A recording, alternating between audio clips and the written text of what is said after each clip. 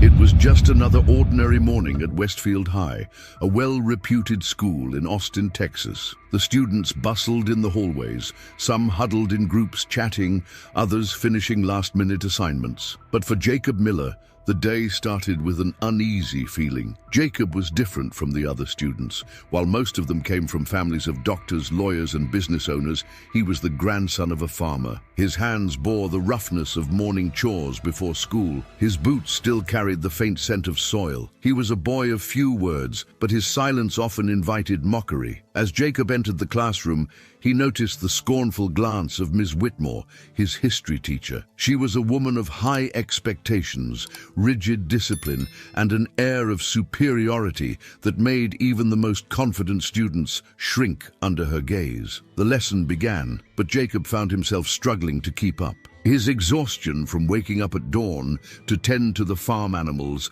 clouded his concentration. When Ms. Whitmore called on him to answer a question about the Civil War, he hesitated, trying to gather his thoughts. "Mr. Miller," she snapped, crossing her arms, "if you paid more attention in class instead of whatever you do out there in the fields, maybe you wouldn't embarrass yourself." The class snickered. Jacob felt a lump in his throat but said nothing. "Honestly, I don't see the point in wasting time on students who are clearly not cut out for academics. Maybe you should stick to what you know best, feeding pigs and plowing dirt." A hush fell over the room. Even those who had laughed earlier shifted uncomfortably. Jacob stood up, his knuckles white from gripping the desk. "I may not be as book smart as the rest, but that doesn't mean I don't deserve respect," he said, voice steady despite the storm raging inside him. Ms. Whitmore smirked. "Then prove it. Otherwise, leave my classroom." The words cut deep, but Jacob didn't argue. Instead, he gathered his things and walked out, his heart pounding. He had never felt so humiliated. The next day,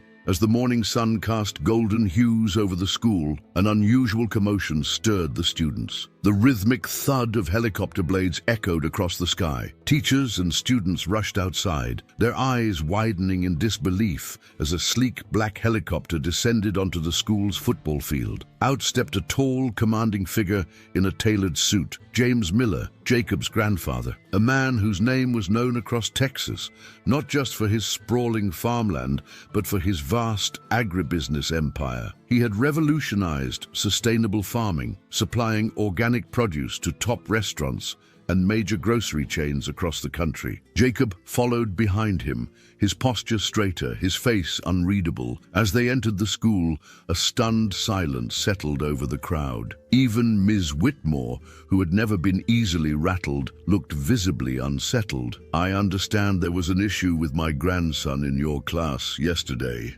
Mr. Miller said, his deep voice carrying through the corridor. Ms. Whitmore blinked rapidly. "Mr. Miller, I assure you, I treat all my students equally." "Is that so?" he interrupted, pulling out a check from his coat pocket. "Because this school receives significant funding from the Miller Foundation. I built the very science lab you take pride in, and I sponsor the history program you oversee.